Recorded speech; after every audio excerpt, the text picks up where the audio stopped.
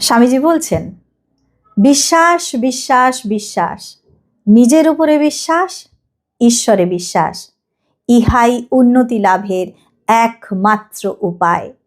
যদি তোমার পুরাণে ৩৩ কোটি দেবতা এবং বৈদেশিকরা মধ্যে মধ্যে যে সকল দেবতার আমদানি করিয়াছে তাহার সবগুলিতেই বিশ্বাস থাকে, অথচ যদি তোমার আত্মবিশ্বাস না থাকে তবে তোমার কখনোই মুক্তি হইবে না।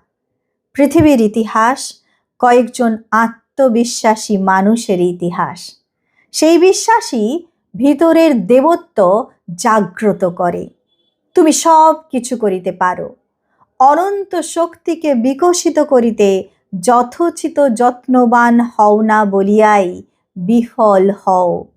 যখনই কোনো ব্যক্তি বা জাতি আত্মবিশ্বাস হারায় তখনই তাহার বিনাশ হয়।